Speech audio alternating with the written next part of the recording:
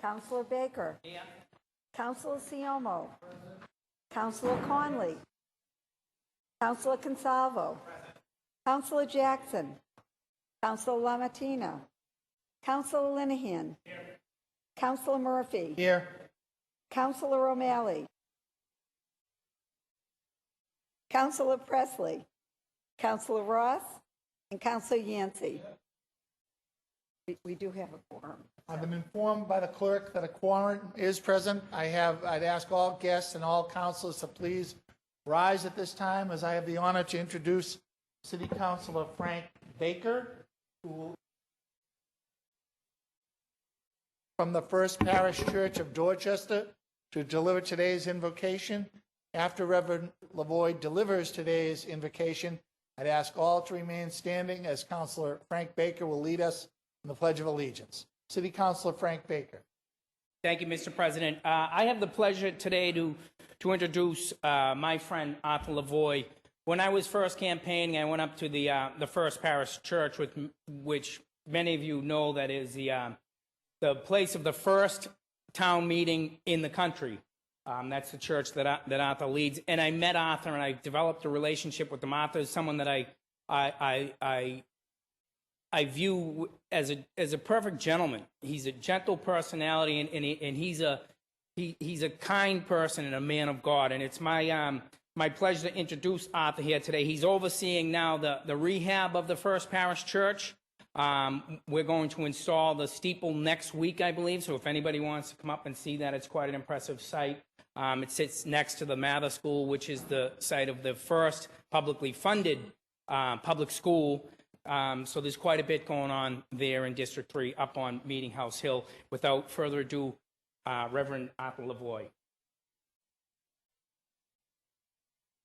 First, I'd like to thank Councilor Baker, Council President Murphy, and all of the City Council for this opportunity to lead the Council in prayer. Let us take a moment out of our busy lives for a time of prayer. Loving God, Holy One of many names, as this council gathers to deliberate the business of the city of Boston, I am reminded once again of the wonderful array of diverse people who inhabit our great city. May you, God of enlightenment, give all gathered here the grace to keep a commitment to public service at the forefront of all deliberations that happen here. May you also give our elected officials the strength to step outside of their comfort zones, to truly listen to the people of this city, and to come to know their issues and concerns so that the people of Boston may be fully represented here. We all know that this is a time of great transition for the city of Boston, and there will be many changes in this council as well as in the mayor's office. May all who are running for office or who will be part of this transition always keep a commitment to serve the people of Boston in everything that they do. Oh, compassionate God, we close this time of prayer with a moment of silence to remember all who have been killed on our streets. May you bring some comfort to the loved ones who survived these tragedies and inspire us all to find the solutions that will move us from a culture of violence to a culture of peace and cooperation. In your name we pray, O Holy One. Amen.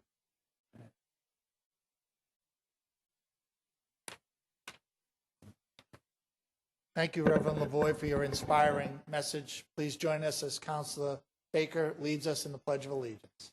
Pledge allegiance.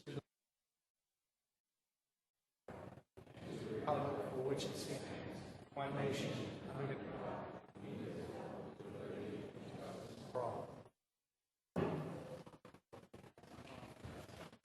Councilor Baker will escort clergy. We've been joined by Councilor Ross, Councilor Jackson, and Councilor Arroyo since the roll call. Clerk will make that notation. We have two presentations at the beginning of today's council meeting.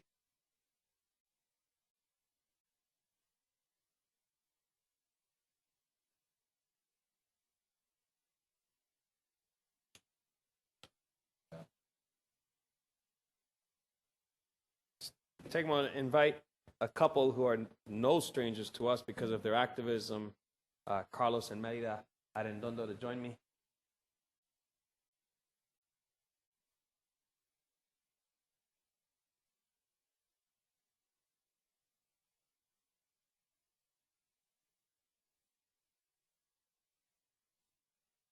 And I felt,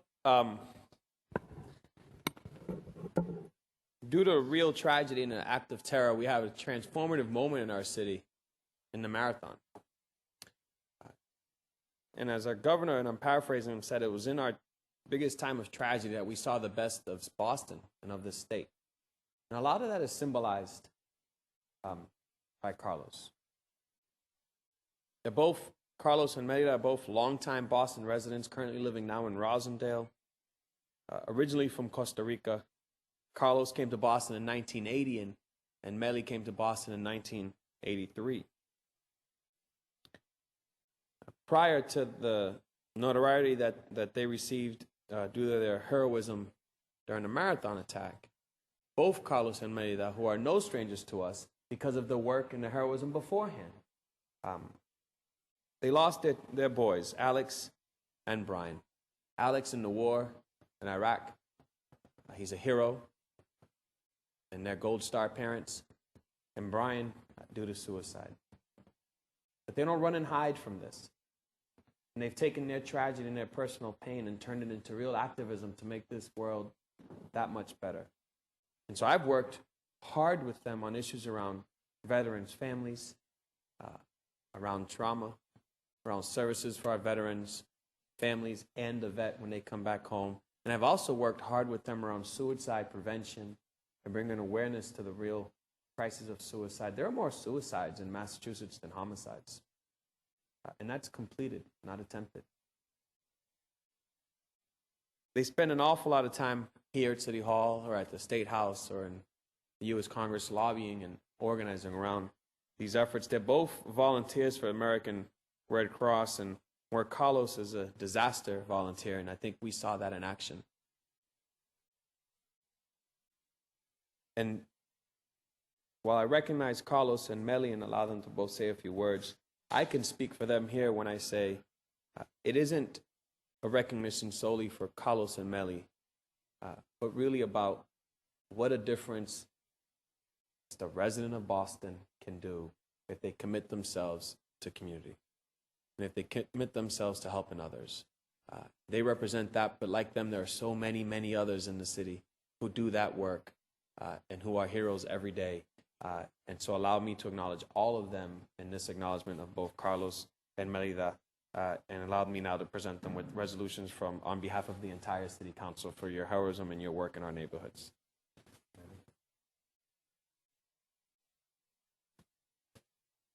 Belongs to you now. Thank you. Mr. President Murphy, thank you very much for having us. City Council, Felix Arroyo, thank you. City Councils, thank you. And to all of you for being here, thank you for your service providing to the community. And well, as we know, what happened in Boston affect everybody one way or another. But nevertheless, you know, so many people come along to help out. It's been amazing the way the people pull this situation by collecting $61 million with the one fund. Is at this point, pretty much all the survivors already out of the hospital, pretty much just going through rehabilitation. We are very happy to see them, moving on with their lives, and sort of all of us moving on with our life. And it was an event that we didn't ask for it happen, but the beauty about the whole thing is seeing the community gathering together and making a difference here in Boston. And I'm part of that. I know because I asked for it, but I was part of that because I was there. And I thank you very much, all of you, for the job you guys do every day here and for the community. So I want to thank you, all of you. Thank you.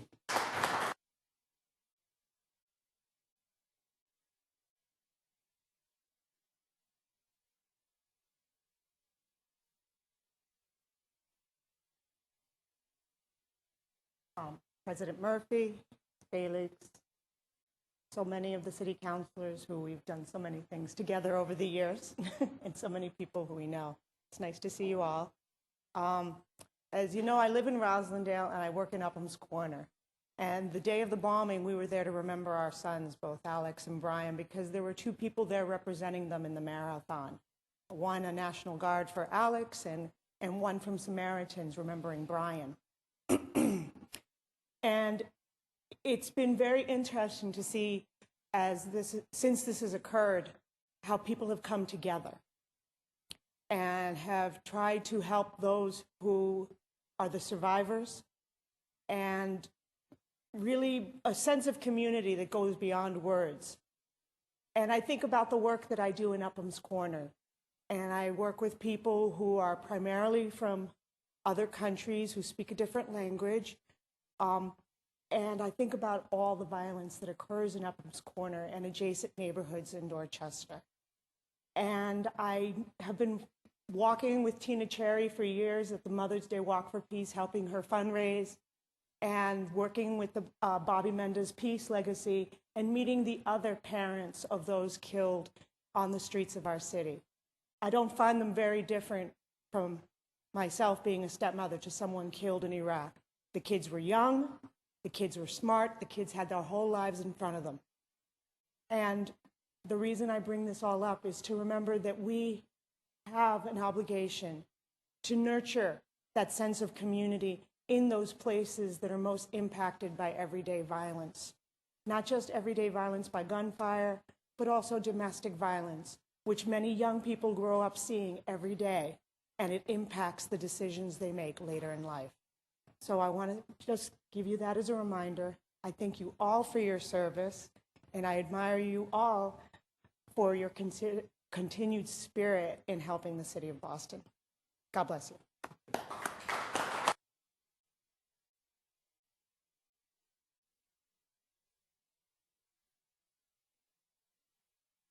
Going to come up for a photo. Just see a lot of cameras here. Okay. Rui.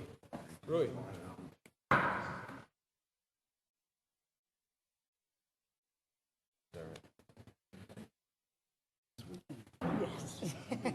Okay, super.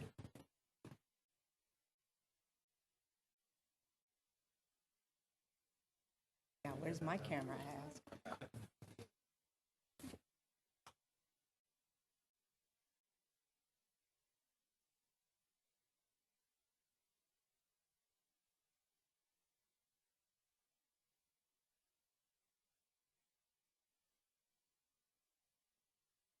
Thank you, everybody. Tito. Gracias a ti, gracias.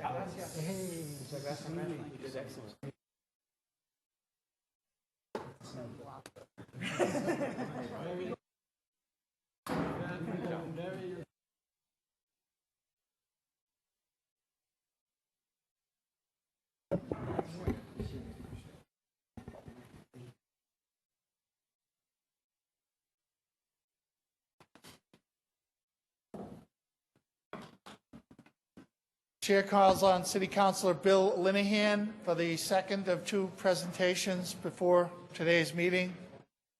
Councilor Linehan, approach the dais.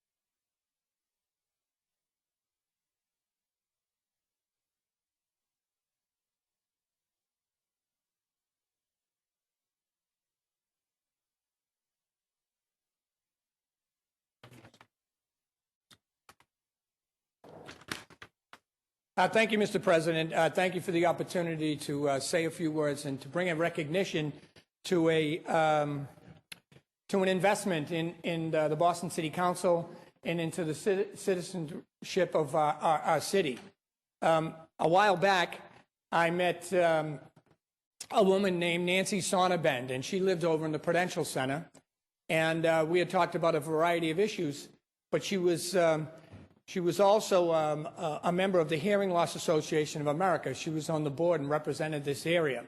So she asked me if I could get into to see if we could facilitate some sort of change for the hard of hearing and to create this dynamic and technology called looping, which today, this first meeting here in the Boston City Council, this meeting here will be the first time that the chamber has been looped and used for a Boston City Council meeting. And what looping is that it allows the hard of hearing and those with hearing aids with specific technology to turn on this capability, and they can hear directly the amplification right into their ear. So it allows the hard of hearing to hear throughout this chamber and allows them to participate fully. It's virtually an ADA access issue, the access of being able to hear in a public place with public business. It's called induction loop technology, and we had a hearing about 2 years ago on it, and we had the commissioner, Heidi Reed, who's the commissioner of the deaf and hearing for the Commonwealth of Massachusetts, and she's here with us. If she would stand and be recognized.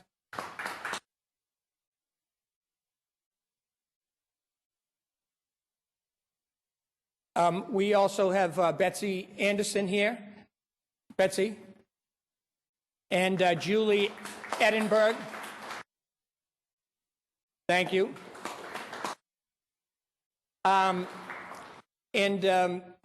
We're also going to have a few words said by Peggy Allison, and she's going to say something in closing. We have the Deaf Inc. here. So this is a big day for those in the community who are hearing impaired, and we are the second city council in the chamber in the United States that is looped. The only other is in Washington, D.C. And in Massachusetts is only one of 8 states in the country that has a government building that has the loop technology. So I want to thank all of the council members, because this particular investment and enhancement came right from our budget, directly from the city council budget. And it was applied to this chamber so that we could serve our public better. I want to thank our president, Councilor Murphy, for finding the way to finance and pay for this, because it is a valuable enhancement to what we do here. So at this time, without further ado, I'd like to introduce Peggy Allison and have her say a few words. Thank you.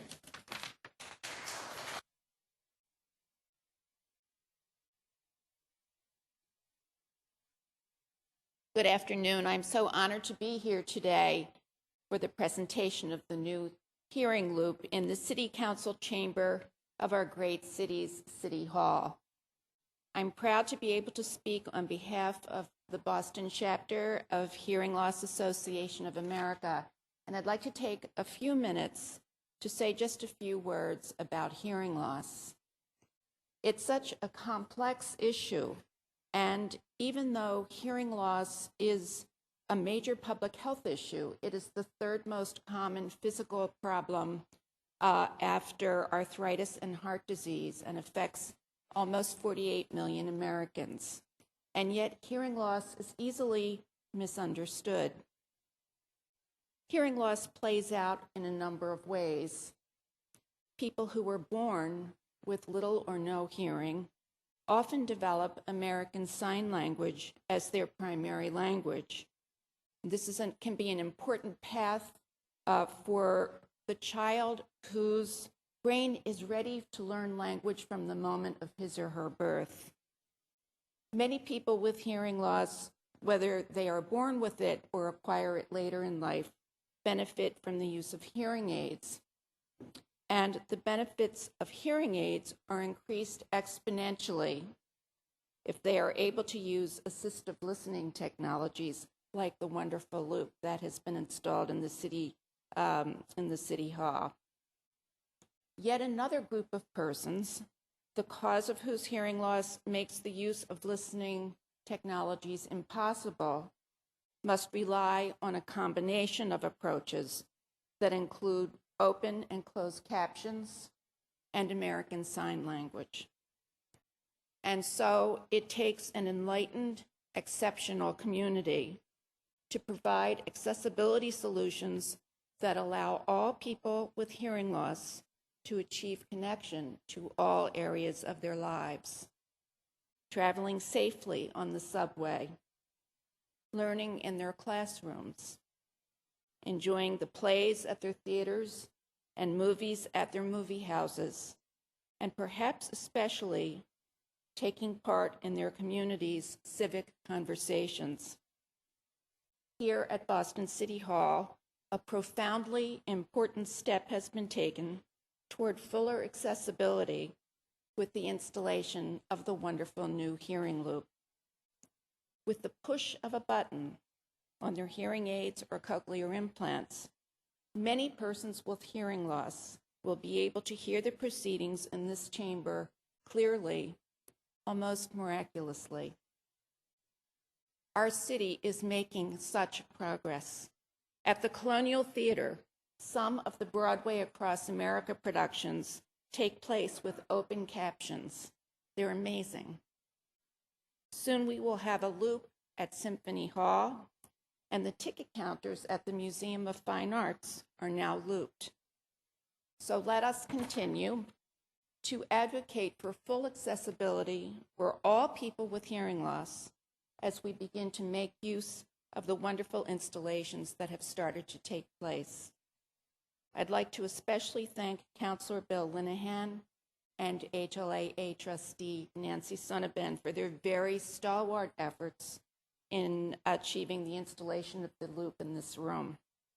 I also would like to thank Councilor Sal LaMattina, who chaired the committee that held the hearing on the loop installation, and Councilor at Large Ayanna Pressley, who was also in attendance.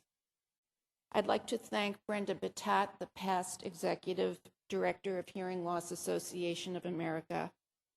And I'd especially like to thank Commissioner Heidi Reed for her ongoing and very eloquent support of all forms of accessibility. And finally, I'd like to thank Daisy De La Rosa, the staff director at Boston City Council, who's communicated with us back and forth about making sure that everyone's accessibility needs were met this morning for these proceedings. So thank you so, so much.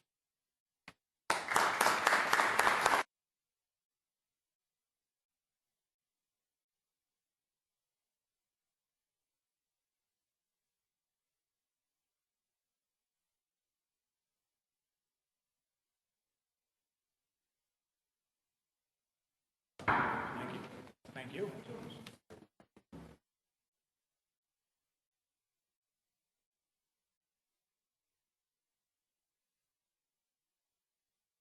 We're just waiting for the commissioner to come, if you would. Thank you.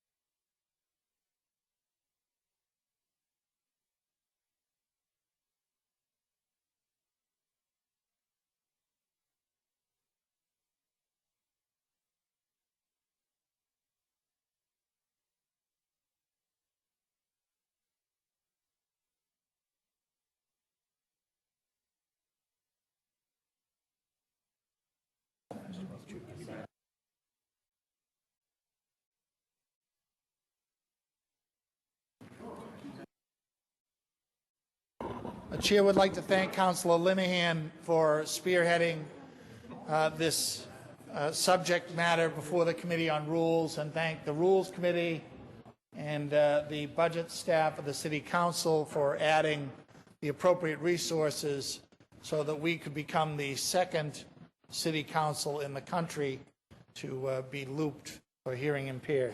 Thank you, Council Linehan. Well done.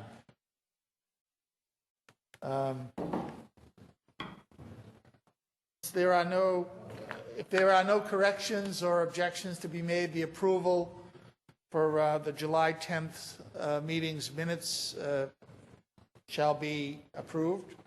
Seeing and hearing no corrections or objections, the minutes are so approved. Madam Clerk, communications from His Honor, the Mayor. Docket number 1202, message and order authorizing the City of Boston to accept and expend an award of $675,000 in the form of a congestion mitigation and air quality improvement CMAQ program awarded jointly by the Federal Highway Administration and the Federal Transit Authority for the purpose of supporting the City Bikes Share Program, Hubway, and Boston Bikes Bicycling Program. Docket 1202 will be referred to the Committee on City and Neighborhood Services. Docket number 1203, message and order authorizing the City of Boston to accept and expend a grant of $197,254 from the United States Department of Justice for the purpose of supporting the City of Boston's coordinated community response to domestic violence. Docket 1203 will be referred to the Committee on Public Safety. Docket number 1204, message and order authorizing the Office of Environmental and Energy Services to accept and expend a grant of $143,052 from the Massachusetts Department of Energy Resources Green Communities Grant Program for fiscal year 2013 for the installation of energy management systems in the Brighton, Dudley, Mattapian, Grove Hall, Jamaica Plain, Parker Hill, and South End branches of the Boston Public Library. Docket 1204 will be referred to the Committee on Environment and Human Rights. Docket number 1205, message and order for the confirmation of the appointment of Susan Gauguin as a member of the Boston Landmarks Commission for a term expiring on June 30th, 2015. Docket 1205 will be referred to the Committee on Economic Development and Planning. Docket number 1206, message and order for the confirmation of the appointment of Felicia Jacques as a member of the Boston Landmarks Commission for a term expiring on June 30th, 2016. Docket 1206 will be referred to the Committee on Economic Development and Planning. Docket number 1207, message and order for the confirmation of the appointment of Diana Parcon as an alternate member of the Boston Landmarks Commission for a term expiring on June 30th, 2016. Docket 1207 will be referred to the Committee on Economic Development and Planning. Docket number 1208, message and order on the confirmation of the appointment of Christopher Hart as an alternate member of the Boston Landmarks Commission for a term expiring on June 30th, 2015. Docket 1208 will be referred to the Committee on Economic Development and Planning. Docket number 1209, message transmitting certain information from the Police Department regarding crime statistics for April 1st, 2013 and ending June 30th, 2013. Docket 1209 will be placed on file. Sorry. Reports of public offices and others.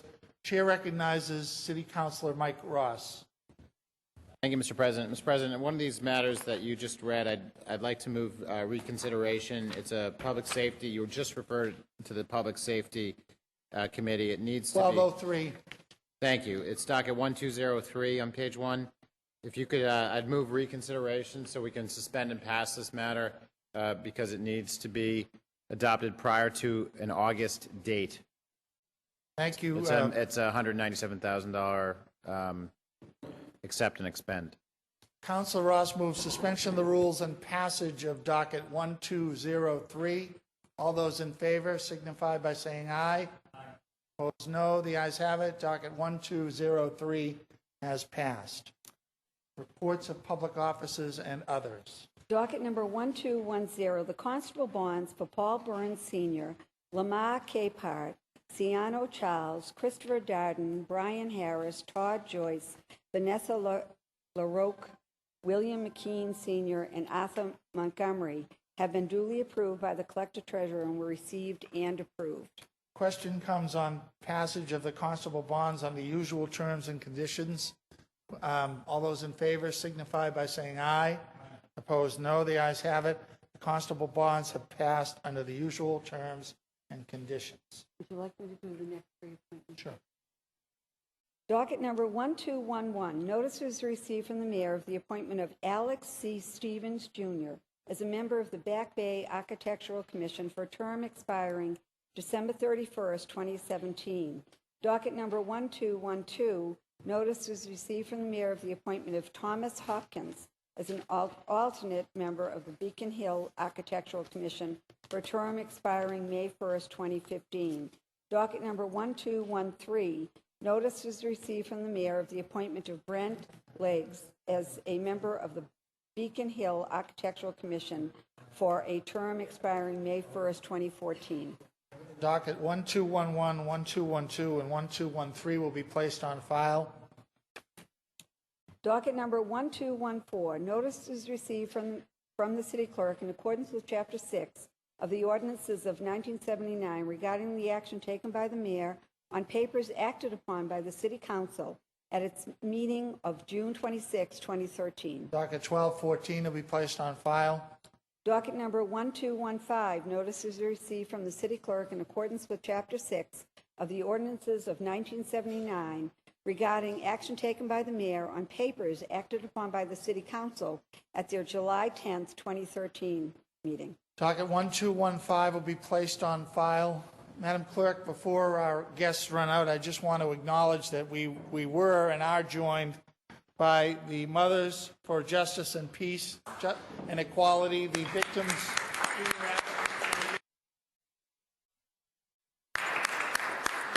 For their attendance. Thank you. Docket number 1216, communication was received from Councilor Ross regarding the current lease between the Boston Redevelopment Authority and the Boston Red Sox for the exclusive use of Yorkie Way and Lansdowne Street on game days. Docket 1216 will be placed on file. Docket number 1217, communication was received from Massachusetts Department of Transportation regarding all electronic tolling system implementation project. Docket 1217 will be placed on file. Reports of committees. There are three of the same committee. Would you like me to read them? Read all three. Docket number 0727, the Committee on Women and Healthy Communities, to which was referred on May 1st, 2013. Docket number 0727, message and order authorizing the Boston Center for Youth and Families to accept and expend a grant of $306,337.35 from the Commonwealth of Massachusetts Department of Early Education and Care for the purpose of funding the Community Child Care Program located at City Hall, Child Care, and Ellen Jackson Children's Center, submits a report recommending the order ought to pass. Docket number 0728, the Committee on Women and Healthy Communities, to which was referred on May 1st, 2013, docket number 0728, message and order authorizing the Mayor's Office of New Bostonians to accept and expend a grant of $250,000 from contributions received from individuals, organizations, local and private businesses for the purpose of funding the English for New Bostonian initiative, submits a report recommending the order ought to pass. Docket number 0730, the Committee on Women and Healthy Communities, to which was referred on May 1st, 2013, docket number 0730, message and order authorizing the Boston Center for Youth and Families to accept and expend a grant of $87,768 from the Commonwealth of Massachusetts Department of Elementary and Secondary Education Office of Nutrition, Health, and Safety for the purpose of funding the Boston Centers for Youth and Families Child and Adult Care Food Program located at City Hall Child Care and Ellen Jackson Children's Center, submits a report recommending the order ought to pass. Speaking on dockets 727, 728, and 730, the chair recognizes Councilor Ayanna Pressley. Thank you, Mr. Chair. I recommend dockets 0727 and 0730 for passage. These grants will go to BCYF to subsidize early education and child care for low-income children, as well as to provide breakfast and snacks for children of income-eligible families. Docket 0728 will fund the New Bostonian Summit initiative, which brings together leaders from immigrant communities, from the business to labor, to develop a new Bostonians agenda and to address the lack of ESOL, educational issues, and jobs for our new Bostonians. I recommend passage. Thank you, Councilor Presley. Councilor Presley moves passage of docket 0727, 0728, and 0730 at this time. All those in favor signify by saying aye. Aye. Opposed, no. The ayes have it. Dockets 727, 728, and 730 have passed. Chair asks for a brief recess at this time. Ask Councilor Baker to come forward.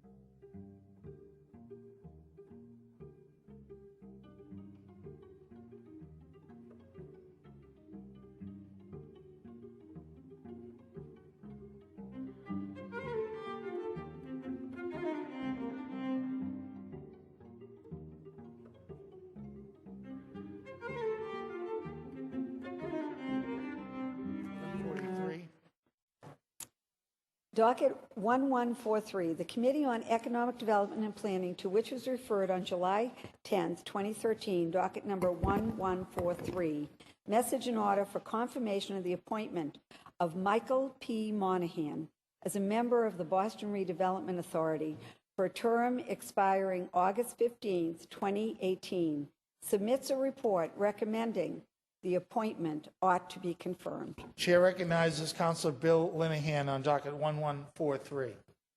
Thank you, Mr. President. We held a hearing last week on this particular matter. I want to thank Councilor Siomo and Council President Murphy for being in attendance. The hearing lasted a little bit over a half an hour, and we posed questions to the nominee for this important position in economic development in our city. Michael Monahan did a fine presentation, showed his full understanding and breadth of the job and how economic development affects our city, how the BRA affects economic development. And, there may be a question that someone is getting an appointment with six months left in a term of a mayoral tenure.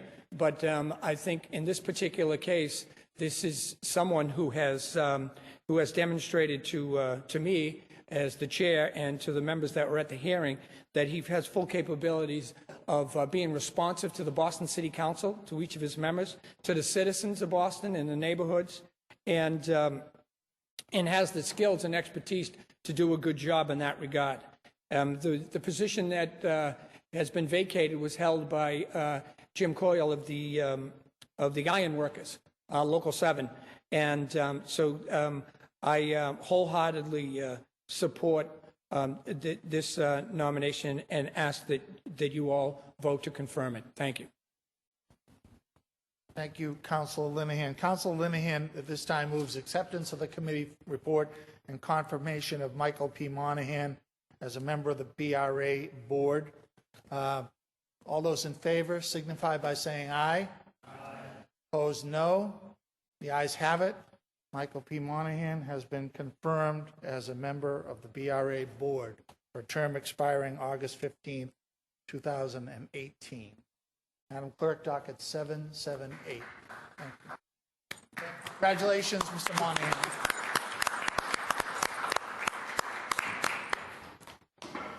Docket number 0778, the Committee on Government Operations, to which was referred on May 8th, 2013, docket number 0778, message in order approving a petition for a special law regarding an act relative to amending the Fair Housing Commission's power to enforce by judicial power the provisions of Title VIII, submits a report recommending a home rule petition ought to pass. Chair recognizes City Councilor Matt O'Malley on docket 0778. Thank you, Mr. President. An act relative to amending the Boston Fair Housing Commission's powers to enforce by judicial power the provisions of Title VIII was sponsored by Mayor Menino and referred to the Committee on Government Operations on May 8th. A hearing was held on July 23rd. Supportive testimony was heard from Dion Irish, Director of the City's Office of Civil Rights, Julian Tynes, Chairman of the MCAD, and Jamie Langowski of Suffolk University. As it stands, Chapter 37 of the Acts of 1994 was a home rule petition passed nearly 20 years ago that gave the Boston Fair Housing Commission enforcement powers over discriminatory housing practices against protected classes. It mandated that people could not be discriminated based on race, color, religious creed, marital status, handicap, military status, children, national origin, sex, age, ancestry, sexual orientation, and source of income. This home rule petition would update the powers of the law by adding gender identity as a protected class. This is particularly important because studies have shown that a disproportionate number of transgendered individuals have faced discrimination, particularly in finding housing. Very simply, this home rule petition would protect transgender people from unfair discrimination and allow for the city to continue to be a beacon of tolerance and inclusion, and I strongly urge its passage. Councilor O'Malley at this time moves acceptance of the committee report and passage of docket 0778. All those in favor of passage signify by saying aye. Aye. Opposed, no. The ayes have it. Docket 0778 has passed. Madam Clerk, would you read the next 5 dockets together? Thank you. Docket number 1086, the Committee on Public Safety, to which was referred on June 26, 2013, docket number 1086, message in order authorizing the Police Commissioner to accept and expend a grant of $119,000 from the Massachusetts Department of Mental Health under the second FY13 Jail Diversion Program grant for the purpose of providing assistance and referrals with individuals with mental illness and/or emotional disturbance. Submits a report recommending the order ought to pass. Docket number 0989, the Committee on Public Safety, to which was referred on June 19, 2013, docket number 0989, message and order authorizing the City of Boston to accept and expend the FY14 State 911 Department PSAP and Regional Emergency Communication Center Support and Incentive Grant Program funds in the amount of $2,708,334 awarded by the Massachusetts Executive Office of Public Safety and Security's State 911 Department. Submits a report recommending the order ought to pass.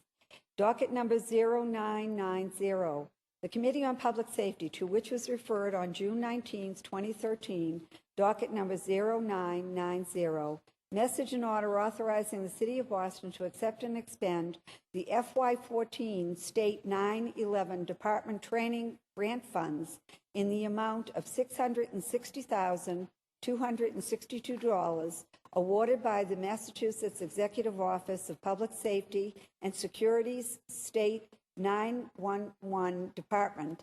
Submits a report recommending the order ought to pass. Docket number 0991, the Committee on Public Safety, to which was referred on June 19, 2013, docket number 0991, message and order authorizing the Boston Police Department to accept and expend the grants to encourage arrest policies and enforcements of protection orders grant funds awarded by the United States Department of Justice, Office of Violence Against Women for the Boston Multi-Disciplines Advocate Support Project in the amount of $650,000, submits a report recommending the order ought to pass. Docket number 0992, The Committee on Public Safety, to which was referred on June 19, 2013, docket number 0992, message and order authorizing the City of Boston to accept and expend a grant in the amount of $311,809 from the United States Department of Justice, Office of Justice Programs. The funding is for the FY 2013 Forensic DNA Backlog Reduction Program. Submits a report recommending the order ought to pass. Chair recognizes Councilor Mike Ross on dockets 1086, 989, 990, 991, 992 at this time. Thank you, Mr. President. Mr. President, we had a hearing on Friday at 4 p.m. Docket 1086 is a state grant for mental health resources that will be in areas B2, B3, and C11 to help with mental health victims and homeless, or people with mental health and homeless, that are not getting the services they may need from just an everyday police officer. This will put a resource in those departments and will make a difference. That's a state grant for $119,000. Docket 0989 is also a state grant. It's a formula grant for our CAD 911 dispatch system, and one that we routinely get. Docket 0990 is a state grant for training of 911 services. The docket 0991 is a federal grant that is going to put civilian advocates working with victims of domestic violence and sexual assault, and that is a grant for $650,000 from the federal government. And then finally, docket 0992 is it's a resource for our DNA lab. It's a federal grant. It's intended to work through the backlog of cases, which there are many, several hundred, and it's a grant for $311,000. The head of the crime lab believes that we'll be able to get through the caseload as a result of this grant. I would recommend that all these grants be passed, and thank you very much for your time. Thank you, Councilor Ross. Councilor Ross at this time moves acceptance of the committee report and passage of docket 1086, 989, 990, 991, and 992. All those in favor of passage signify by saying aye. Opposed, no. The ayes have it. Dockets 1086, 989, 990, 991, 992 have passed.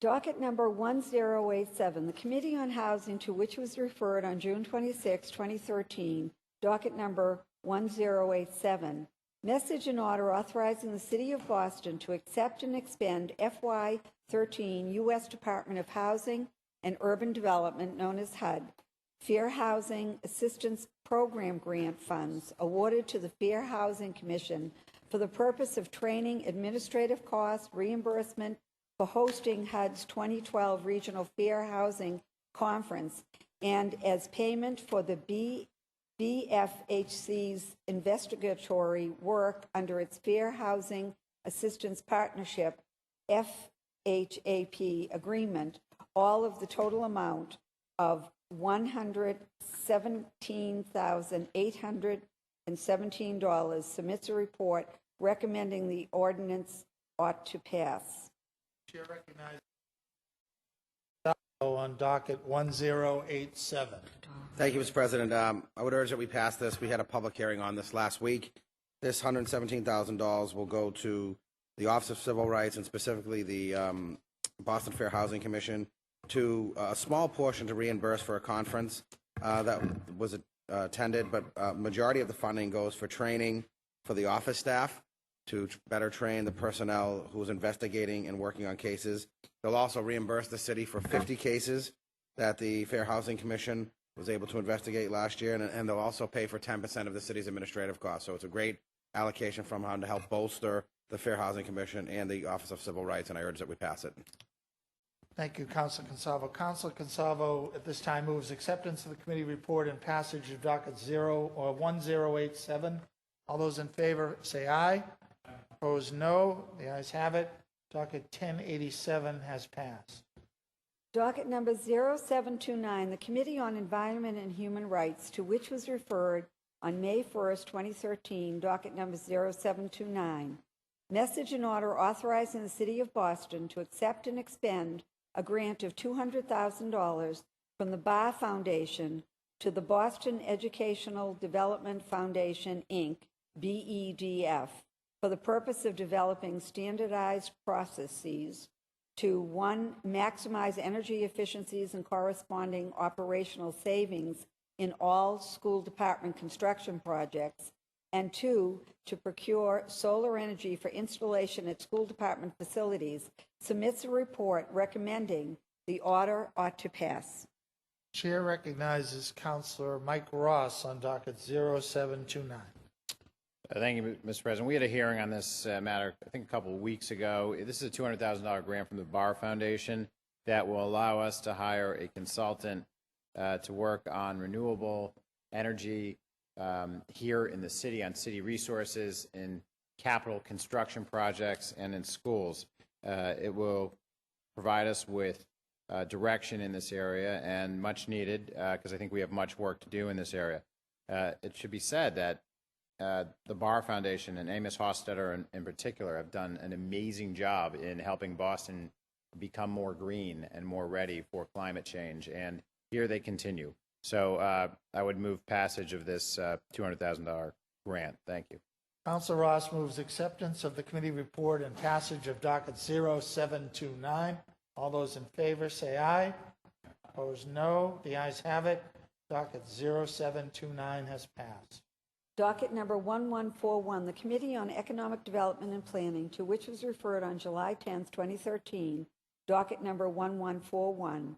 Message and order providing the surplus of the Chelsea Street Bridge, its approach roads, any and all associated improvements, facilities, and parcels, as well as the transfer of the same property and improvements to the Massachusetts Department of Transportation, known as MassDOT, submits a report recommending the order ought to pass. Chair recognizes Councilor Bill Linehan on docket 1141. Thank you, Mr. President. We held a hearing on this matter last Friday. I want to thank Councilor Yancey for his poignant questions in a matter that is, a $150 million bridge that we are positioning to transfer over to MassDOT at the state. Just so that folks all understand, the money that was spent on building the bridge was generally either federal or state funds. The city itself had put up $8 million in planning and design. The bridge itself has been operating for over a year now, and MassDOT has been operating it. And this allows them not only to care and custody, but to actually own it. And therefore, they'll maintain it, they will operate it, and it'll be their bridge from now on. Operations alone can be fairly expensive on a drawbridge because you're talking about 3 shifts, 7 days a week. And so this is, I think it's a good deal for the city, and ask my colleagues to pass this matter today. Thank you, Councilor Linehan. Chair recognizes Councilor Charles Yancey. Thank you very much, Mr. President. I rise to commend the chair. He ran an excellent hearing. But I also want to commend the staff of the Public Works Department that did such a great job negotiating this deal, because it is a very expensive proposition to operate that brand new bridge. And I believe it's altogether appropriate that the state assume the responsibility not just of ownership, but of operation and maintenance. Prior to the construction of this bridge, the city assigned a minimum of 3 staff members who now can be reassigned to monitor other similar projects throughout the city of Boston. So again, I rise to commend the chair. He ran an excellent meeting, and also join him in asking for passage. Thank you, Councilor Yancey. Councilor Linehan and Councilor Yancey at this time move acceptance of the committee report and passage of docket 1141. All those in favor signify by saying aye. Opposed, no. The ayes have it. Docket 1141 has passed. Docket 1142, the Committee on City and Neighborhood Services and Veterans Affairs, to which was referred on July 10, 2013, docket number 1142, message and order authorizing the Parks and Recreation Department to enter into a contract for a period of up to 7 years for the procurement of management services for the city's Boston Common Frog Pond, submits a report recommending the order ought to pass. Chair recognizes City Councilor Sal LaMartina on docket 1142. Thank you, Mr. President. On July 18th, we had a hearing, City Council chambers with the Boston Parks and Recreation Department. Dennis Roach, who's the Director of Finance and Business Operations. Currently at the Boston, the Frog Pond, the management service has been contracted out by the Boston Parks Department since 1997. Since 1997, there's only been 2 contractors at the Boston Common Frog Pond. It was the Boston Common Frog Pond Foundation from 1997 to 2010 in the Skating Club of Boston, which currently has the contract. So during the 2010 request for a proposal, there were 3 bids. 1 bid was disqualified, and the only 2 bidders were the Boston Common Frog Pond Foundation and the Skating Club of Boston. So the problem that the Parks Department has is we don't get many bidders because it's only for 3 years. So they're hoping that with a 7-year contract, there may be more people will bid on this contract, and the city will be able to make some more money on the contract. So I urge my colleagues to vote to pass this. Thank you. Thank you, Councilor LaMartina. Councilor LaMartina at this time moves acceptance of the committee report and passage of docket 1142. All those in favor say aye. Opposed, no. The ayes have it. Docket 1142 has passed. Matters recently heard for possible action. Docket number 0903, message and ordinance amending the City of Boston's Code Ordinances, Chapter 18, fees and charges. Chair recognizes Councilor Matt O'Malley on docket 0903. Thank you, Mr. President. Docket number 0903, a message and ordinance amending the City of Boston Code Ordinances, Chapter 18, fees and charges, was sponsored by Mayor Menino, referred to the committee on June 5th, and we held a hearing July 29th. Supportive testimony was heard from City Registrar Patricia McMahon, Edith Murnane, Director of the Office of Food Initiatives, and City Clerk Maureen Feeney. As was aptly noted, it was a little bit nerve-wracking having the clerk, who for so many years presided as the government operations chair, to come before that committee. I think it was Chris Giuliani mentioned it was like Johnny Carson visiting Jay Leno's show for the first time. But it was a very worthwhile hearing. I want to thank Councilor at Large Ayanna Pressley for her work and great questions. This amendment is essentially 3 parts, and I want to briefly provide an overview of it just to explain. The first part of the amendment deals with the city clerk repealing outdated fees which are no longer applicable, and updating other fees to meet current costs and the cost of doing business. 27 different fees will be repealed because the state has assumed responsibility for the function. These include, but are not limited to, archery stamps, fishing licenses, miner's badge, stallion registration, trapping licenses, etc. Again, these are no longer under the purview of the city, so this is essentially some house cleaning because the state controls the issuance of these licenses. 25 different fees will be increased to, again, bring up the cost associated with doing business. Of these fees, 3 were last updated in 1976, 18 were last updated in 1981, 3 were last updated in 1990, 1 was updated in 1992, and 1 was updated in 1997. Most of these updated fees are relatively modest in nature. For example, the cost of a boat license increases from $1 to $5, power of attorney increases from $10 to $25, city clerk certification increases from $5 to $15, business name certificate increases from $40 to $50. Assignment of wages increases from $5 to $15. There are some larger increases that we went back and forth, and those include but are not limited to the cost of registering as a chiropodist, which increases from $10 to $100. It should be noted that puts chiropodist in with the same level of every other physician, which is $100. For some reason, that one specialty had been left at $10. There are also increases in fees for building commissioner, DPU, PIC, and registering a public utility, and these increase from $40 to $100. You've all been provided in your packets are the breakdown of the old and new fees, as well as the last update. Should be noted that the city clerk anticipates adjusting these new fees should generate approximately $50,000 annually, which will go directly into the general fund.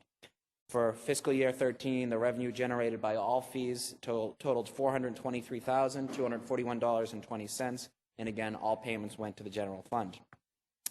The second aspect of this amendment deals with the fee for mailing copies of births, marriages, or deaths, increases it to a fee of $14 per page.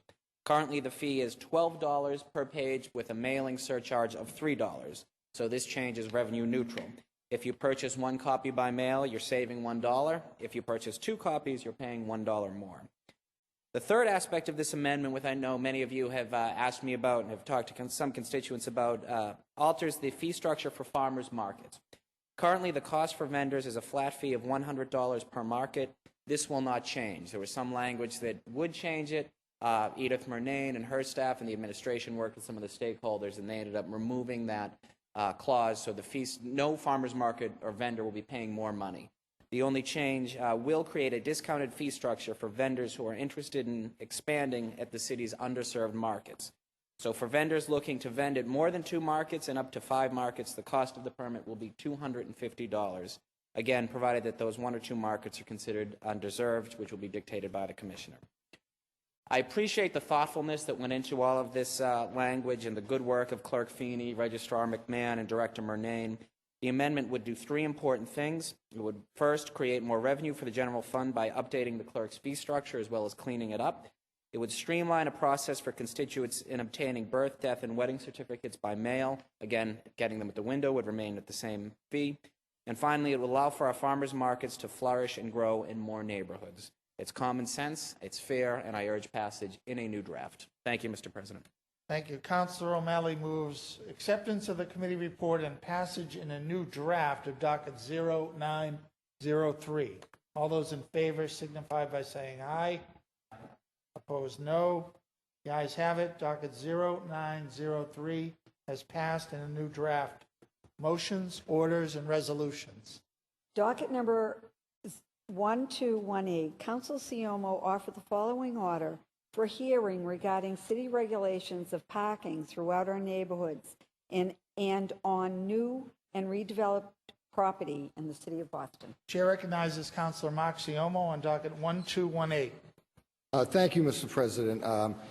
This hearing is broadly about the issue of parking and real estate development in our city. And as we know, our city of 630,000 people and growing also accommodates another, in addition to that, up to $1.2 million, 1.2 million people come to our city as part of our workforce, and another 78,000 as visitors. We are trying to accommodate more and more in limited space, not just with the introduction of bike lanes, but street trees and street furniture, and still trying to maximize the safety and functionality of our public ways. To the extent that multiple departments weigh in on project design, along with the general public, inspectional services, health and environment, the transportation department, the BRA, and others, it would be valuable to hear from all these different departments on their views about parking trends they are encouraging, the appropriateness of decreasing parking availability in outlying neighborhoods, and also an opportunity to discuss innovative multimodal transportation like bike sharing and car sharing, and how these services might impact the overall availability of parking. This is a conversation going on in the media. It's going on in every neighborhood. It's going on throughout every development project that is presented. And with the development market heating up, I think now is a good time to bring that conversation here to the City Council. Thank you. Thank you. Madam Clerk, this will be assigned to the Committee on Neighborhood, City and Neighborhood Services, Veterans Affairs. Oh, I didn't see that.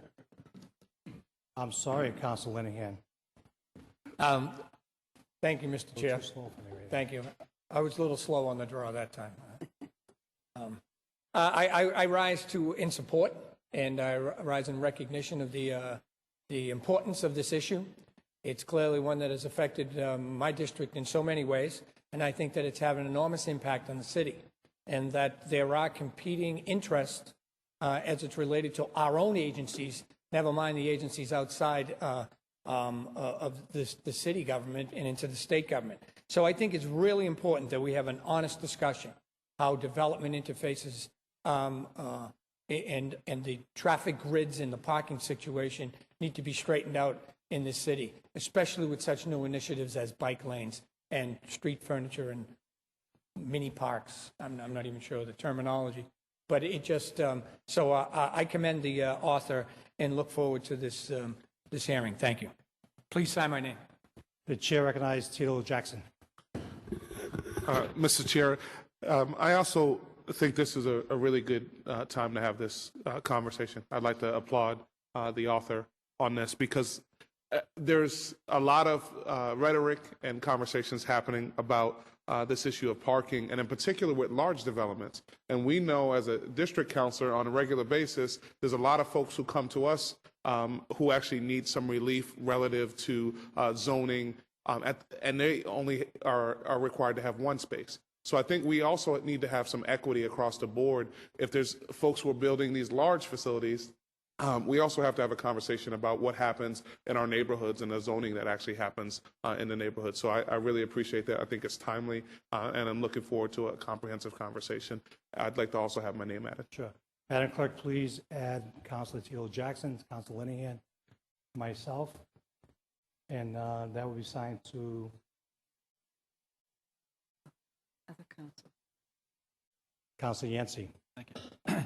Just very briefly, Mr. Vice Chair, I wanted to commend the maker. I joined the chorus. The time is always right to talk about parking in the city of Boston. One of the things I discovered that happens with regards to major developments that don't have adequate parking is that many of the employees and those seeking services in those particular buildings utilize many city lots as satellite parking, and they actually have shuttles going from areas such as along with medical area from parking lots in Roxbury and Dorchester and elsewhere. And I think this would be a useful time to have a discussion about that practice as well, because that could actually exacerbate problems in commercial districts well away from the actual site of the development. So again, I commend the maker of this hearing order. Ask that my name be added. Please add Councilor Yancey's name. Anybody else care to speak? Please add Felix Arroyo, Councilor Arroyo, Councilor Murphy, Councilor Presley. Thank you. And that matter, again, will be assigned to City Neighborhood Services and Veterans Affairs. Madam Clerk, docket 1219, please. Docket 1219, Councilor Consalvo offered the following order, approving a petition for a special law regarding an act concerning the Veterans Exemption Renewal application. Chair recognizes Councilor Consalvo. Mr. President, this has to do with the veterans exemption and also could be applicable to the elderly exemption as well. And what the issue is that the exemptions that we are allowed to apply to the residential exemption, the elderly exemption, the veterans exemption, are mandated by the state government. So they set the criteria of how cities and towns can do that. And I do want to recognize that my good friend and colleague from Dorchester, Mattapan, has also talked about the issue of how we ensure that the folks on the elderly exemption continue to receive the exemption and if in case they forget to renew it. Unfortunately, the issue with that is that the state requires that cities and towns, through their authority to let us do it, that we have to renew it every year based on resident requirements that they feel may change year to year, proof of residency, income requirements that change from year to year, address requirements, issues with death, nursing homes, things of that nature. So there are some serious issues about how we would enforce an automatic renewal thing, primarily because it's the state that dictates the regulations. So any changes to the exemptions have to be done by whole petition. Whether or not that can happen or not is not the point of this hearing, of this piece. The issue is that the assessing department doesn't have the authority to even make a judgment call in a case where they need to waive the requirement if someone happened to forget it by one day, or what spurred this in the case in my district, a 96-year-old World War II veteran from Roslindale who was sick and forgot to renew his application. In common sense world, and the assessor would have done this, he would have just waived it and allowed him to get it in a timely manner.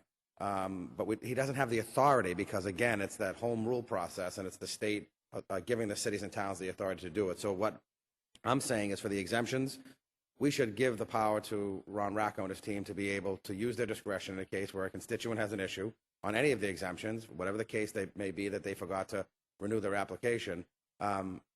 Ron and his team down in assessing would be able to waive or do something to allow people to get it in, even if that's the past date. I recognize, obviously, why the state requires residency proof and income proof and address proof and whether or not someone has been deceased or not. And the only way to determine all that is by having people reapply. And that's why they have included that when they gave the city the authority to do these exemptions, because there's no way otherwise. If you didn't do that, for example, someone could have passed away and no one may ever notify the city, and forever the place could get the exemption until somebody finally decided to tell the city. So that's why they require the self-notification. But understanding that, there certainly needs to be leeway in the city and common sense cases like my friend from Roslindale to be able to waive that so that they can get it in, even in a fair amount of time too. I'm not suggesting they have unlimited time, but certainly a fair amount of time is determined by assessing. But none of it can happen unless the state gives us authority through the home rule process, because they gave us the authority in the first place. So I urge we have the hearing on this and talk about how we draft something to give the power to assessing to have that judgment call and make that necessary decision in cases like this. Thank you. Thank you, Councilor. Chair recognizes Councilor Yancey. Thank you very much, Mr. Vice Chair. I commend my good colleague from Hyde Park and Roslindale for offering this, and he is correct. For many, many years, I filed an ordinance and even home rule petitions in the past around this issue, and met with some reticence, if not resistance, from our great assessor.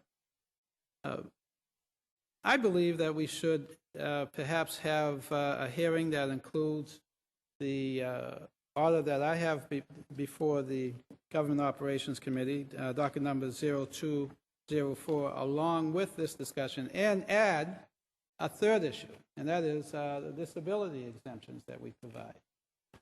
I certainly want to thank the maker of this home rule petition for pointing out why we require annual renewals. We all know that. Sometimes income can change. What I've suggested in the past, however, is that the assessing department come up with a procedure. Maybe they can do some test audits of certain individuals, but I don't think it's reasonable to ask a 99-year-old to remember to renew this application for exemption based on age and income. I believe there's a better way of doing it. I think there's a more customer-friendly way of doing it. And I also know that every year, many elderly lose that exemption simply because they didn't file on time. And that defeats the whole purpose of providing that exemption for our senior citizens. So I know this is one of those issues I've been working on for more than a decade now, but it's just as timely now as it was when we first broached this issue. So I'm urging that the chair of the Government Operations Committee consider combining the two hearings, and during the course of that discussion, talk about other exemptions as well, see if there's some way we can be a little bit more user-friendly and family-friendly as we seek to provide some benefits to those who have served us for so long and those who risk their lives to protect this nation and those suffering from disability. So again, I'd like to sign on to this and look forward, hopefully, to an expedited hearing. Thank you. Madam Clerk, please sign on. Councilor Yancey. Chair recognizes Councilor Consalvo. Thank you. Just for a brief statement on that, I appreciate his comments, and I'm grateful for the leadership he's shown on it. And I absolutely think a bigger hearing, if the chair would allow it, to talk about his past issue, this new issue, and then the third issue he brought up. I'm totally supportive of that. Would only just bring up the one other point where changing all of that kind of stuff would require state approval on whether we just automatically renew, how we get around all those guidelines that the state have set. And so I'm totally supportive of that, but I filed this as a separate thing because the quick, simple solution is to just give assessing their ability to use their judgment, as we do in every other department, to be able to waive or work with the city councilors when they present constituent cases. So I think they're similar but different, and both should be considered, but I think this is a quicker fix until we can address the complexity of those issues, which I support, and he's right on about addressing as part of the hearing. Thank you. Thank you. Madam Clerk, please add my name. And that will be signed to docket number 1219 to Government Ops. Docket 1220. Madam Clerk.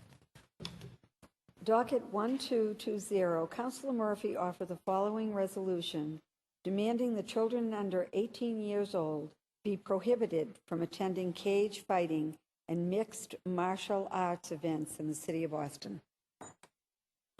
Thank you. Chair recognizes the President.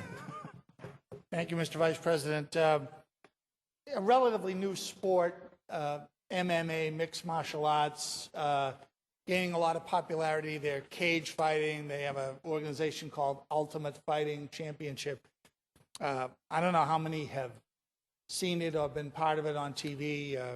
I have seen it, and I've seen some of the outgrowths of it. And they're coming to Boston to the TD Garden on August the 17th.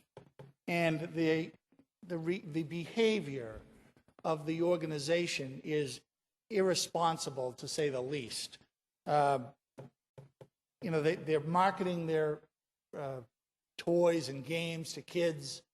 And if you go online, you can see some of their quote stars. Some of them, one of them coming here on August 17th. His name is Gangsta, and he did a YouTube video last year promoting, among other things, offenses against women, Latinos, lesbians, and gays. He advises retaliation to kids that are watching this video. If someone shoots you, go kill his family. This stuff is all up on the internet. In April of 2012, another one of their fighters called Rampage posted on the internet a how-to rape video in which he pretends to rape a woman walking through a parking garage, and he instructs his viewers to use chloroform to something to help her relax the victim. And this type of behavior should be condemned, not celebrated. And they're coming here to Boston, and they're going to stage the show in the garden, and that's fine. But I don't think that children should be allowed to go to something like this. I mean, we're educating children in an academic way till the age of 18. Why not educate them in a moral way that some of this stuff that's coming out of this organization is just way over the top and wrong? Several of the fighters have Nazi brands, neo-Nazi insignias on them. I mean, we lost 60,000 men fighting the most brutal and oppressive regime in the history of the world, the Nazi Germany in World War II, not to have it come back over the internet as glorified behavior 70 years later. And it's all in the interest of making money and marketing, which, and you're going to say, okay, there's First Amendment issues, they have a right to say it. They have a right to say it, but I think we have a right who sees it. I think there's a moral responsibility on the part of this council and on the part of us as public elected officials to say, this stuff is wrong. It's just on its face wrong. And you shouldn't come in here and peddle this trash to kids that are you know, innocent and learning and trying to, you know, in some cases will repeat the behavior because they like it. They think it's cool or fun or neat. So for me, it's not so much the sport, which is a bit brutal in its own right, but it's the kind of accoutrements of the sport, the trash talking and the acting out and the bad behavior that's affiliated with it. And I'd like all the members of the City Council to join me in banning the children of Boston from going to that event, because it's the right thing to do, in my view. And I ask your support. Thank you. Docket number 1220 will be assigned to City Neighborhood Services and Veterans Affairs. Madam Clerk, docket 1221. Docket number 1221, Councilors LaMartina and Murphy offered the following order: approving a petition for a special law regarding an act directing the City of Boston's Police Department to waive the maximum age requirement for police officers for Edward Grace.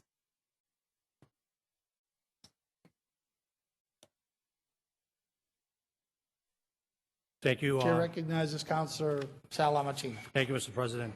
Mr. President, what this home rule petition does is to waiver the minimum age requirement for Ed Grace, who is a resident of Charlestown.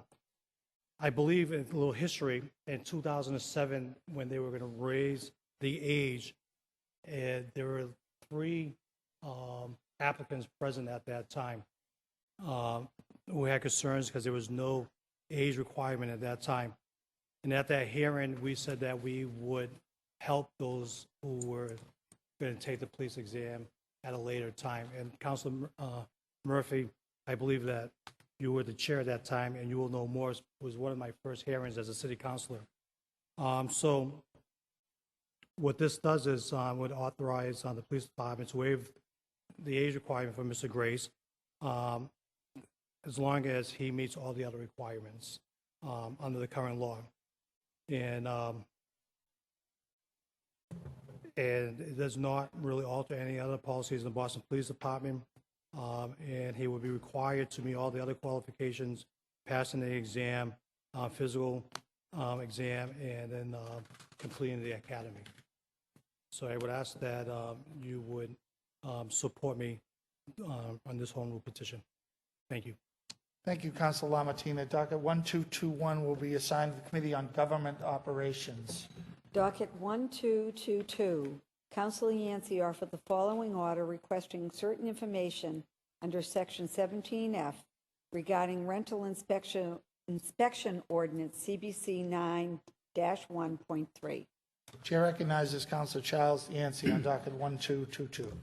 Thank you very much, Mr. President. First of all, I want to start by thanking the Chair of Government Operations for the tremendous amount of work and effort that went into the drafting and the passing of this ordinance, which I voted for.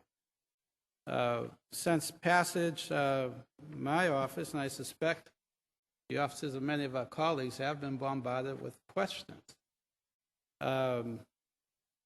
concerning the implementation of this ordinance that is actually meant to protect tenants. But there seems to be some vagueness in terms of the language, and I would like to get many of those issues clarified.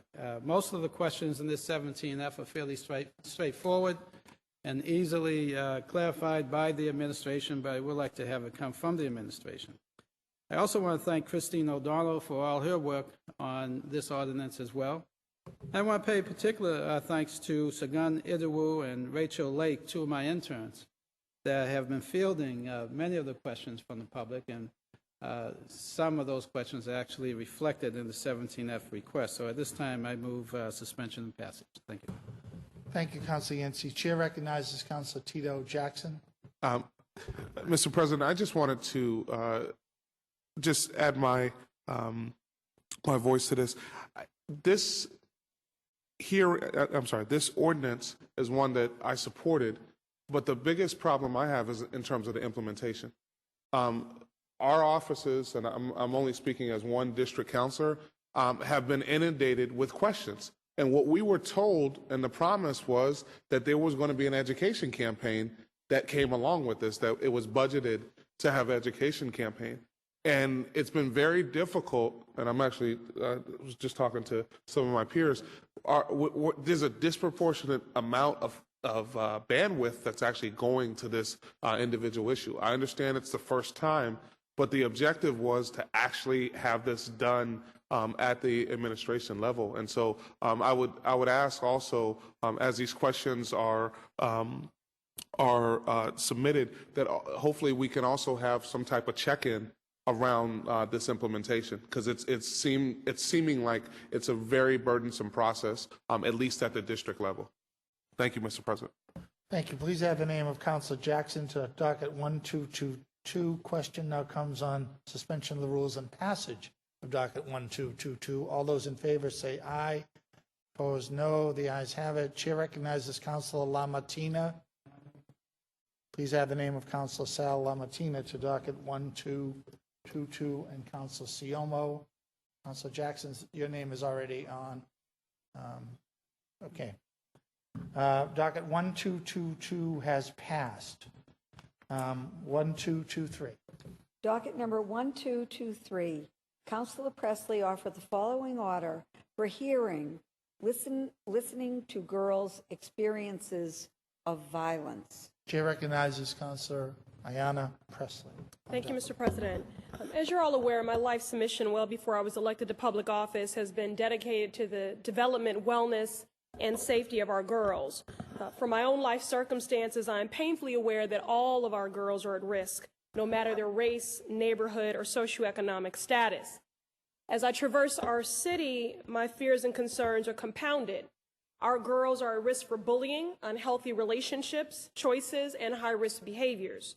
Our girls are at risk for physical, sexual abuse, violence, and increasingly so, our girls are at risk for youth, street violence, and human trafficking. Now, to emphasize these sobering realities, I could refer to recent and tragic news stories. Certainly, Amy Lord immediately comes to mind. In a matter of days, we'll be approaching the one-year anniversary of the shooting of 4 unarmed girls on Harlem Street. I could cite academic journals or quote statistical data about the plights and pitfalls facing all of our girls. But I think it best that we hear and listen actively to our girls. They need us to hear directly and candidly from them about the threats that are facing them daily. Now, as an at-large counselor, it is my charge to ensure that our city programming and services are meeting the unique needs of all our girls. As a woman, someone who is still recovering from what I was exposed to and experienced as a girl, I feel morally compelled to do whatever I can to prevent them from experiencing the trauma that myself and so many others, too many other women and girls have experienced. Broken girls grow up to be broken women, and as a community, as a city, we quite simply can't afford that. This first of its kind, listening only, city council hearing for girls will inform the programmatic and financial investments critically needed to support their development and to ensure their safety. And I look forward to an expedited hearing, and I'd encourage all of you to participate. Thank you. Thank you, Councilor Presley. Chair recognizes Councilor Mike Ross. Just to add the name of Councilor Mike Ross, Chair recognizes Councilor Charles Yancey. Thank you very much, Mr. President. Of course, I rise to commend our good at-large colleague from Dorchester. Mr. President, I am deeply concerned and, quite frankly, outraged about what happened not only to Amy Lord, but to countless others and nameless young women who have been victimized in our city over the years.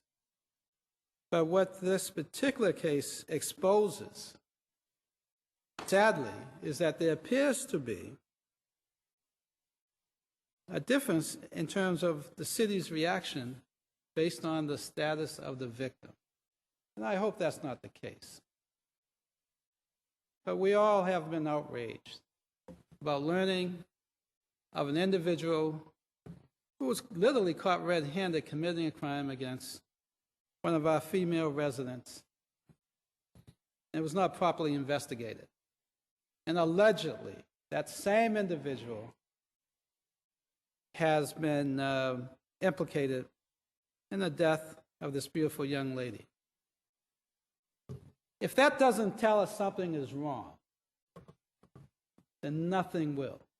We must treat every human being the same, with equality and justice. Because if we fail to do so, then we have perpetrators on the street who have yet to be brought to justice and who are still around to victimize others. So I am angry and outraged that the other case was not taken very seriously. And Mr. President, if appropriate, in a future council hearing, I and I'm sure many of our colleagues will welcome a hearing order to investigate what happened in this case and similar cases. Because we cannot be silent about the abuse, the attacks on our sisters, on our mothers, on our daughters, and friends and neighbors. So I'd like to commend my good colleague and ask that my name be added. Please add the name of Councilor Charles Yancey. Please also add the name of Councilor Mark Siomo, Councilor Bill Linehan, Councilor Matt O'Malley, Councilor Tito Jackson, Councilor Sal LaMartina, Councilor Rob Consalvo. Madam Clerk, please add my name.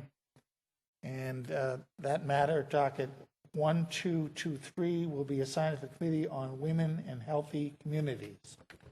Personnel orders. Docket number 1224, Councilor Murphy for Councilor Consalvo. Councilor Consalvo moves suspension of the rules and passage of docket 1224. All those in favor say aye. Opposed, no. The ayes have it. Docket 1224 has passed. Docket number 1225, Councilor Murphy for Councilor Conley. Offer the Councilor following. Siomo moves suspension of the rules and passage of docket 1225. All those in favor say aye. Opposed, no. The ayes have it. Docket 1225 has passed. Docket number 1226, Councilor Murphy for Councilor LaMartina. Councilor LaMartina moves suspension of the rules and passage of docket 1226. All those in favor say aye. Opposed, no. The ayes have it. Docket 1226 has passed. There are no late filed matters in the hands of the clerk. Anybody wishing to remove a matter from the green sheets may do so at this time. Seeing and hearing no takers there. Chair recognizes Councilor Ayanna Presley. Mr. President, unanimous consent just to make an announcement. Councilor Presley requests unanimous consent. Please proceed. Okay, thank you, Mr. President. I just wanted to invite all of my colleagues to please encourage your constituents to participate in a community forum that myself and Attorney General Coakley will be hosting at Roxbury Community College next Tuesday. As you know, in the last year, I've been engaged in a public awareness campaign to better educate our constituents as to the risk of predatory for-profit colleges and universities. Attorney General Coakley and I have launched a public awareness campaign called Eliminating Deceptive Education Business Tactics. It's called DET. Most of the defaulted student loan in this country is attributed to those who have attended for-profit colleges and universities. You'll receive something in your inboxes, but I wanted to flag it to you now. It is Tuesday, August 6th from 1:30 to 3 p.m. at Roxbury Community College. Thank you. Thank you, Councilor Presley. Chair recognizes Councilor Frank Baker. Thank you, Mr. President, for allowing me to make a statement. I just want to, I lost my mother-in-law a couple weeks ago, and I just wanted to thank my colleagues. We had, I believe, 100% participation from the City Council. I just, from the bottom of my heart, I thank you, Mr. President. You were gracious in putting the meeting off so people could attend the funeral. In our family, we grieve as hard as we love. So it was a tough blow to us and our family, and I just wanted to thank you all publicly. Thank you. Thank you, Councilor Baker. There are 8 late file matters which, in absence of objection, will be added to today's consent agenda. Hearing no objection, the matters are so added. The chair moves adoption of the consent agenda. All those in favor say aye. Opposed, no. The ayes have it. Consent agenda is adopted.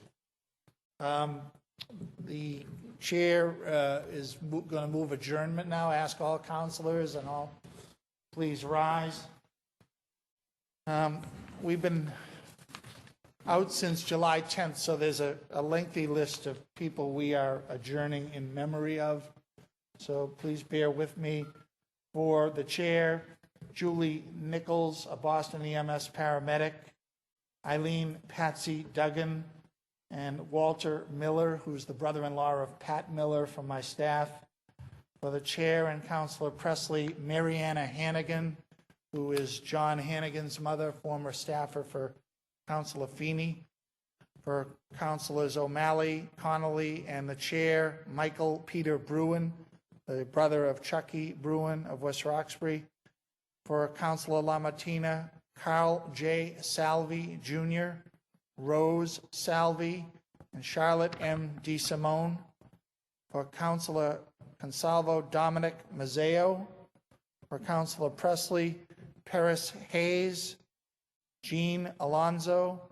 For Councilors Presley and Yancey, Paris Hayes.